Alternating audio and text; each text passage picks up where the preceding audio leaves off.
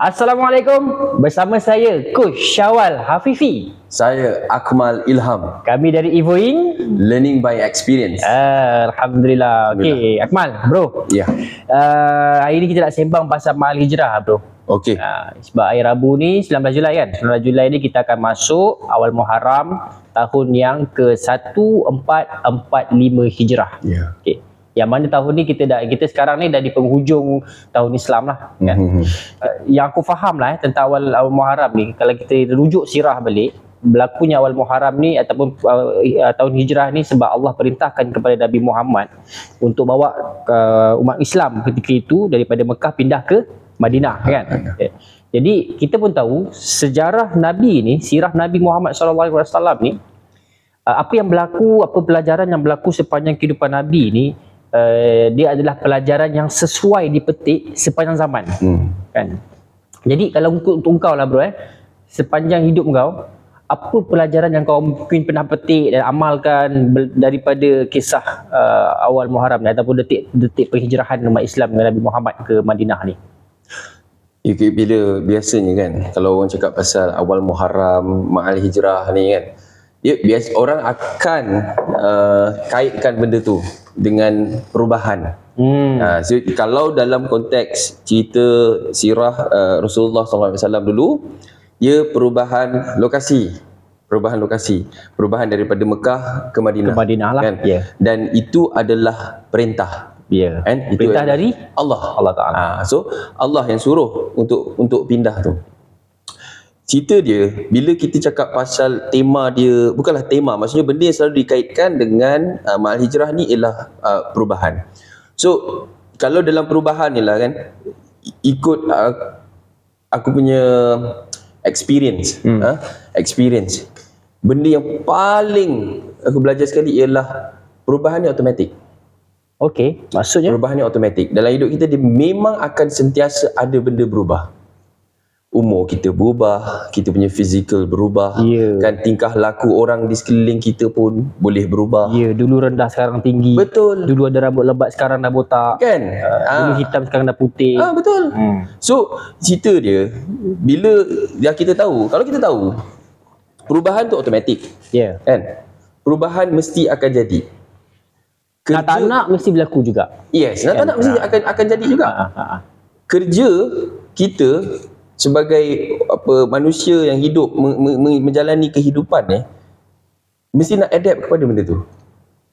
So antara keyword yang penting untuk kita menghadapi perubahan ni ialah flexibility. Okey. Be flexible.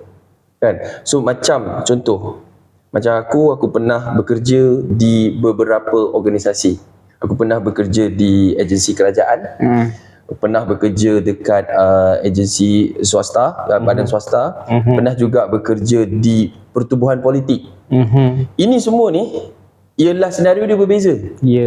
Orang of course berbeza, kan? Lain padang, lain belalang. Lain padang, lain belalang dia. Kan? Perangai orang berbeza, kerenah orang berbeza, siapa yang kita serve pun berbeza. Itu dari segi tempat kerja tu. So setiap ni ada perubahan. Kita tak boleh nak daripada satu tempat kerja, contoh daripada start dengan agensi kerajaan, berubah ke pertubuhan politik, kan? Culture dia lain. Mesti nak fleksibel. Bila tak fleksibel lah macam-macam jadi. Kita tak boleh nak hidup dalam tu. Tak fleksibel, memang perubahan tu memang akan menghentam kita. Itu lesson yang paling ni lah aku rasa. Yang key lesson kepada perubahan lah. Fleksibel lah. Macam fleksibel. Kau pula macam mana? Kalau aku senada dengan kau juga bro. Penghijrahan berlaku tu, perintah Allah tu keluar bila dah tengok umat Islam ketika itu ditindas. Dipulaukan, ekonomi dipulaukan, nak berniaga tak boleh, nak beli barang pun tak boleh. Dalam erti kata lain, nak hidup tu susah. Jadi nak tak nak umat Islam ketika tu lah, satunya dah atas perintah Allah lah. Keduanya nak tak nak memang kau kena pindah juga untuk kau nak survive.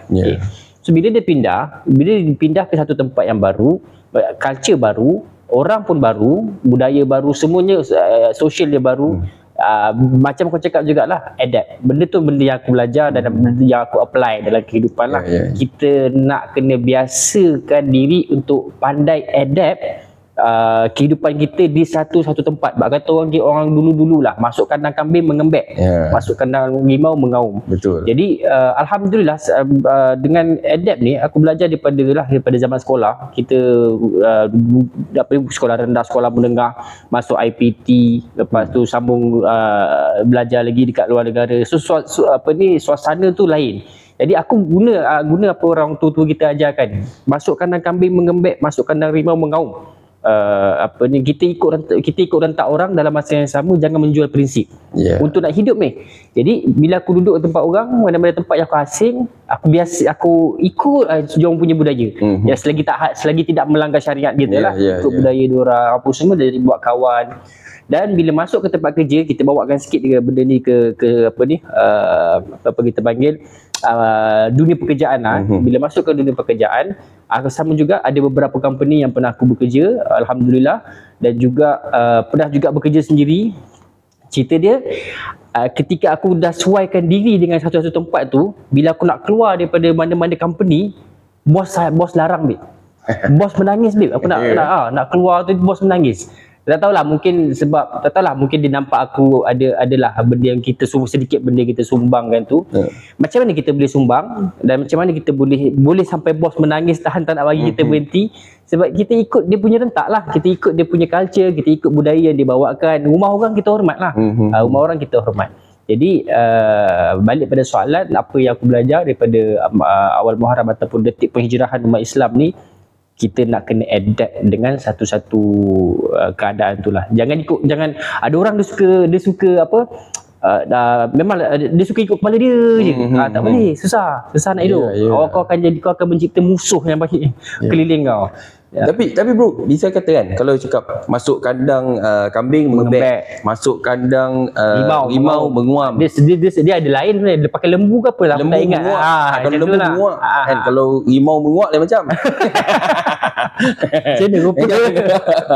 So cerita dia, ada orang tanya kan, dia kata okay, you kena adapt, you kena flexible. Adakah aku kena berpura-pura? Menarik tu. Adakah benda hidup kita ni untuk kita be flexible and adapting to change? Adakah kita kena hidup berpura-pura? Okey, aku suka soalan tu. Dia ada satu term, mak kata orang putih lah, fake it until you make it. Okay. Dalam Islam, kita dianjurkan bertaubat kan. Memang wajib lah untuk kita bertaubat. Okay. Tinggal lagi, kita nak bertaubat tu, kadang tu dia tak ada zuk ataupun tak ada roh. So kita sedar kita banyak dosa. Jadi dalam solat tu, lepas kita solat, kita istighfar tu, kita usahakan untuk hadirkan rasa bersalah pada Tuhan tu. Sebab tu kita istighfar.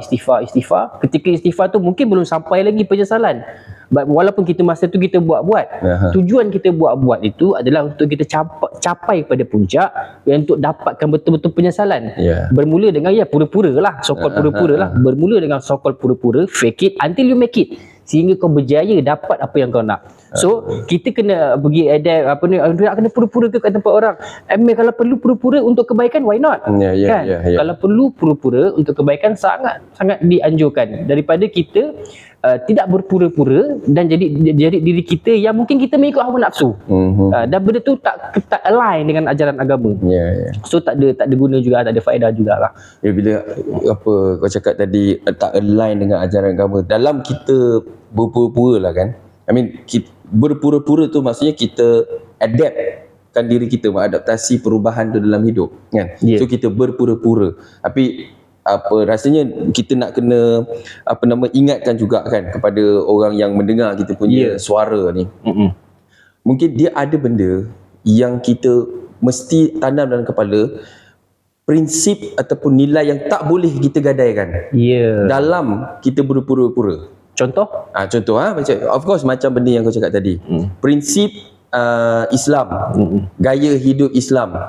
Tak boleh nak dipura-purakan. Kalau kita berpura-pura ikut orang ni, misal kata dia buat kerjanya tak betul, oh sini dah memang sini di apa organisasi ni memang buat kerja cara macam ni. Kita memang ada tak betul sikit kan. Dah biasa dah 10 tahun dah kami buat macam ni. Bisa kata ikut kan. je lah cara macam tu. Dah memang macam tu. Sejak company tu tubuh lagi. Kita memang cara kita buat macam tu. Tak boleh lah. Kan kita tak boleh nak berpura-pura ikut benda tu, tapi kita menggadaikan prinsip yang memang tak boleh. Kita nak gadaikan Islam satu. Nombor dua, ada rasanya nilai diri yang positif, yang nilai diri yang positif pun rasanya kita tak boleh nak menggadaikan. Kalau kita nak berpura-pura adapt kepada orang. Dia samalah lebih kurang macam Islam, sebab Islam tu pun cara hidup kan. Tapi contoh kalau kita bendanya adalah bercakap, kita luahkan apa pendapat kita walaupun pendapat tu rasanya tidak betul, ataupun pendapat tu menentang arus, kan. Itu kita rasa itu adalah nilai yang kita pegang selama ni. Kalau satu orang, semua orang dalam komuniti tu tidak buat macam tu, dia rasa ada benda yang dia nak cakap ni tapi disimpan, kan. Kita nak adapt kepada change tu, tapi kalau nilai tu nilai positif, kita tak menginai orang, aku rasa kita boleh buat. Betul tak? Betul. Kan? Kita boleh buat, still kita boleh buat, tapi kena ada seni lah, sebab seni tu nak kena belajar. Betul. Kan? Macam itulah aku rasa. Jadi aku nampak kat sini dia nak adapt dalam keadaan berbijaksana lah. Dia pura-pura untuk contohlah aku ni tak biasa pun nak bekerja dalam keadaan fleksibel ataupun dengan nilai-nilai profesional. Aku tak biasa. Memang mungkin upbringing aku macam tu. But then bila kita masuk dalam satu organisasi, satu company, dia bawakan nilai-nilai yang macam tu. So kita mula-mula kita mungkin bermula dengan pura-pura. But then terus bila dah amal-amal, dia akan dapatlah nilai itu dalam diri kita. Jadi dalam masa yang sama, macam kau cakap tadi, kalau ada benda yang unsur negatif, adakah kita pun nak pura-pura? Tidaklah. Dia pura-pura adapt dalam keadaan bijaksana lah. Okay. Kemudian aku nampak tadi yang contoh kau kata pasal perkataan pura-pura tu, aku punya view pula bro, sebenarnya dia bukan pura-pura tau. Dia macam ni. Kita ni fitrah, dilahirkan fitrah. Kenapa fitrah? Kita dijadikan oleh Allah Ta'ala yang maha suci, yang maha baik. Jadi segala sifat Allah tu sangat cantik dan sangat maha baiknya. So Allah nakkan hamba-hambanya jadi seorang yang sangat baik. Maka Allah hantarkan Nabi sebab untuk mengajarkan kepada umat bagaimana untuk jadi manusia hamba yang baik. Tinggal lagi manusia ni kan dia ada dia membesar dalam keadaan 3P. Dia punya persekitaran dia bagi kesan kepada pembesaran. Dia punya pengalaman, pendidikan dia. So setiap orang 3P-nya berbeza. Disebabkan 3P-nya berbeza, environment dia membesar berbeza. So dia membawakan cara hidup yang berbeza, sehingga kan bila ada satu nilai positif yang dia tak pernah kenal, kan, tak pernah kenal, so tiba-tiba masuk sebuah organisasi ni perkenalkan nilai positif tu, dia rasa macam lama aku nak kena pura-pura lah. Tak, sebenarnya bukan kau pura-pura, itulah sifat kau sebenarnya. Nilai yang baik tu memang kau kena ada. Tinggal dia belum pernah diperkenalkan daripada kecil. Belum terbiasa lah. Belum terbiasa. Jadi untuk contohlah, ada orang saya tak boleh lah pura-pura jadi baik. No, bukan pura-pura jadi baik. Kau memang dilahirkan baik. Fitrah, setiap anak yang lahirkan tu suci, fitrah putih.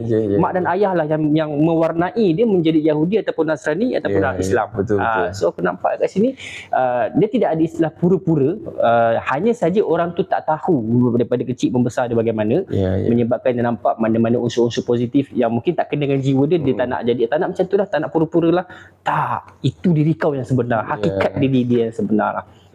Jadi lagi sekali untuk mahal hijrah ni, tadi kau bagi tahu, belajar pasal yang kau amalkan fleksibel lah. Fleksibel. Aku nak nampak adapt, kita nak kena adapt. Kemudian adapt dalam keadaan bijaksana. Ada lagi poin yang mungkin aku rasa lagi satu, bila cakap pasal Rasulullah SAW dengan pengikut dia pergi ke Madinah tu, dia bukan saja-saja. Dia bukan pergi bercuti. Kan cerita dia. Dia ada misi. Ada misi dia. Misi yang paling mudah kita nak fikir adalah kembangkan Islam. Kan? So dia buat. Dakwah cerita dia nak dakwah lah. Dakwah nak kembangkan Islam, dan of course plus itu perintah Allah. Cerita dia adalah nak berhijrah tu bukannya senang tu. Kalau ikut sirahnya semua bergerak dah lah berpecah-pecah. Ada satu grup gerak sekian kan masa. Ada satu grup gerak sekian masa kan. Dan kebanyakan mereka kena gerak waktu malam. Sebab takut masa tu musyrikin Mekah kejar nak bunuh. So bukan senang cerita dia, tapi dia buat kan. Aku rasa kan benda yang mungkin kita boleh ambil daripada situlah, nak berubah mesti ada enough reason untuk berubah. Kita punya sebab nak berubah tu, sebab perubahan memang sakit. Push factor tu mesti jelas lah. Mesti jelas. Kan? Mesti jelas. Dia punya vision dia dulu terlalu besar tu, nak bawa Islam tu. Kan? Sangat penting tu untuk kumpulan ini. Yang dia tahu, dia percaya apa Rasulullah ni nak bawa Islam ni, kita nak follow dia ni. Dan kita ada mission. Itu Rasulullah punya keadaan. Kenapa dia buat juga benda susah tu? Sebab mission tu. Dan mission tu jelas. Contoh kalau zaman sekarang lah, kita mungkin duduk rumah ada aircon kan, tilam kuku kuku yang tilam tu kan. Sedap je kan. Sekali disebabkan satu misi ni, kita nak kena tinggalkan semua kemewahan ataupun keselesaan tu, duduk ke tempat yang mungkin dah tidur atas tutup. Betul. Berlangitkan kelambu. Betul. Kan? Tak ada aircon. Jadi kalau benda tu tak ada benda nak tolak. And kita akan lebih mudah untuk patah balik. Kalau benda tak jelas, tak ada benda yang nak tolak kita, mission tak jelas kan, reason tak kuat untuk berubah, kita akan patah balik. Ada ni sikit je, bisa kata kat depan ada separuh jalan lah. Kan? Depan ada benda lah. Tak patah balik lah. So bila nak lakukan perubahan, mesti kena ada misi dan visi yang jelas. Dia mesti tahu apa benda yang dia nak buat, dan dia mesti tahu apa benda, bagaimana dia nak buat benda tu. Dia kena jelas benda tu. Sebab bila tak jelas benda tu, tu yang teragak-agak tu, langkah 1, 2, 3 patah balik. Langkah 1, 2, 3 patah balik. So nak lakukan perubahan dia memang susah, nak tinggalkan keselesaan untuk pergi kepada satu benda yang kita belum ada jaminan lagi. Betul. Oh, good point lah. Belum ada jaminan. Ada jaminan. Masa tu pun apa jaminan dia? Dia tahu betul. Yakin dengan janji Allah. Janji Allah dia tahu. Cuma hukum akalnya dulu, yang dia tahu penduduk Madinah nak terima mereka. Tapi ni cerita dia. Apalah yang akan berlaku pula bila dah pindah kat Madinah kan. Macam mana pula budaya dekat sana. Bila dah buat baru nampak. So nak lakukan perubahan, buat sungguh-sungguh dalam keadaan kita jelas dengan apa yang kita nak. Itulah pelajaran atau pengajaran yang kita dapat bro sepanjang untuk sesi ni tentang awal Muharram kita, insya-Allah pada tanggal pada tarikh 19 April astagfirullahalazim. 19 Julai datang mana pula April. 19 Julai 2023 kita akan masuk ke tahun baru Islam kepada 1445 Hijrah. Insya-Allah mudah-mudahan kita bersama-sama dapat lakukan perubahan jugalah. Insya-Allah. Sebab kita selalu nak kena improve diri. Kita tak sempurna, kita terus mencari peluang-peluang untuk jadi lebih baik daripada sebelum ni. Kenapa? Sebab yang sempurna tu hanya Allah Ta'ala sahaja.